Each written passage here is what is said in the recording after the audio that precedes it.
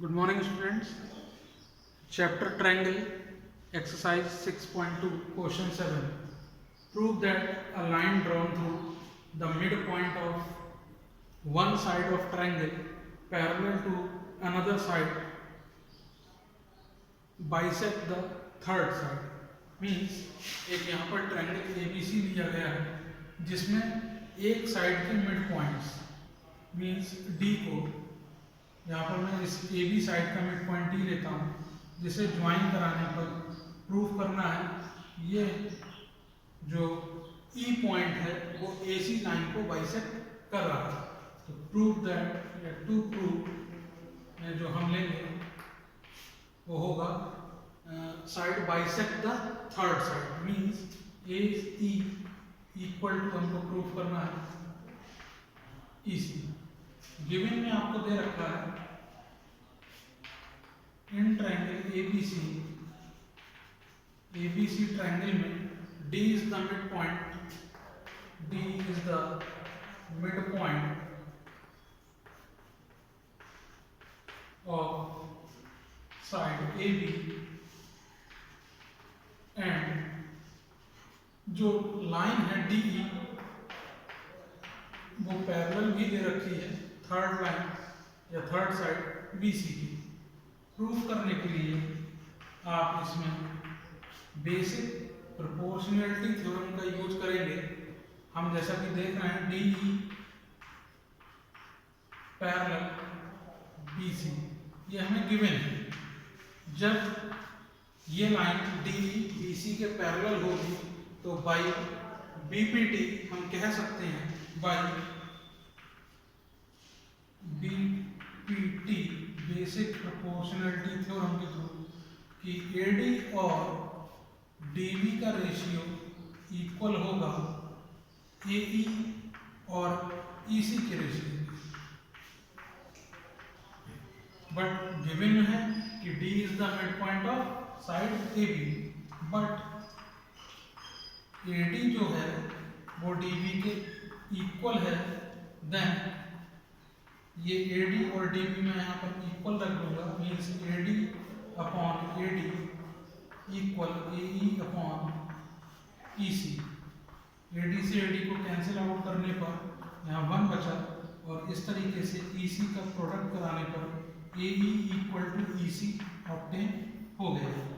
तो इस तरीके से हमने प्रूफ किया AE जो पार्ट है ये पहले से इक्वल थे, AE पार्ट हमने EC के इक्वल प्रूफ कर दिया। इट मीन्स जो E पॉइंट है वो ट्रायंगल की थर्ड साइड को बाइसेक्ट कर रहा है। तो इस तरीके से हम लिख सकते हैं hence E bisect the third line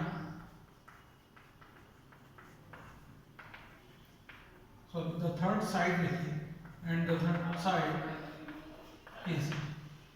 तो बेसिक प्रोपोर्शनैलिटी थ्योरम का प्रूफ करते हुए हमने इस क्वेश्चन को पूरा प्रूफ किया। जस्ट इसका कन्वर्स ये क्वेश्चन है prove that the line joining the midpoint of any two side of triangle.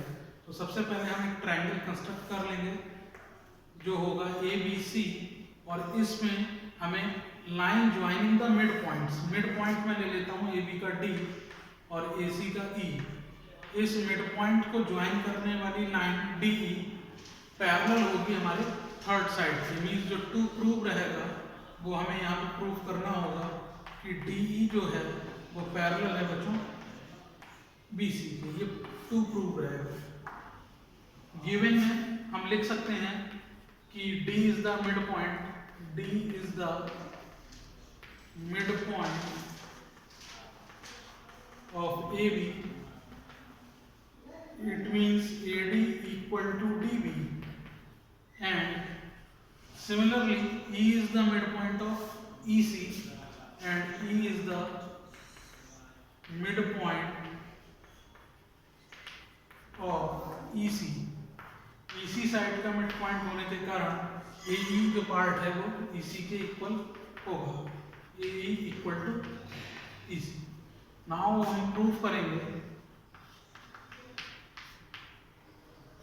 हम देख सकते हैं AD और DB का जो रेशियो होगा या AD और DB पार्ट हमारे इक्वल हैं, इसी टाइप से AE और ECP पार्ट हमारे इक्वल हैं।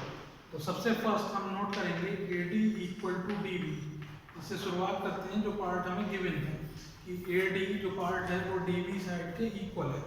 बोथ साइड DB से डिवाइड करने पर ये रेशियो निकल के आएगा AD over DB equal to 1। Equation number first हम इसको लेट कर सकते हैं। इसी टाइप से सिमिलरली हम सेकंड पार्ट का यूज करेंगे which is AE equal also AC। It statement also given. EC से डिवाइड करने पर AE over EC also we got 1। तो इस तरीके से फर्स्ट और सेकंड इक्वेशन के जो RHS पार्ट हैं वो दोनों ही 1 के इक्वल हैं। इट मीन्स फ्रॉम फर्स्ट और सेकंड से लिखा जा सकता है, फ्रॉम फर्स्ट और सेकंड इक्वेशन से हमने ऑब्जर्व किया कि RHS पार्ट इक्वल होने पे LHS पार्ट खुद ही इक्वल हो जाएंगे। Means AD upon DB equal to जो आया वो AE अपॉन EC के आ गया। मीन्स हमने प्रूफ कर दिया कि साइड्स के मिड पॉइंट के थ्रू बाइसेक्ट करने वाले पार्ट्स का रेशियो दूसरी साइड के बाइसेक्टेड पार्ट के रेशियो के इक्वल है। और ये स्टेटमेंट हमें बाई कन्वर्स ऑफ BPT के स्टेटमेंट को शो कराता है। तो बाई कन्वर्स ऑफ BPT हम कह सकते हैं कि DE जो है वो पैरेलल होगा B। इस तरीके से ये दो क्वेश्चंस को हमने सॉल्व किया जो कि आपस में ही दोनों एक दूसरे के कन्वर्स हैं। बाकी के क्वेश्चंस के लिए कल हम मिलते हैं नेक्स्ट वीडियो में। Thank you.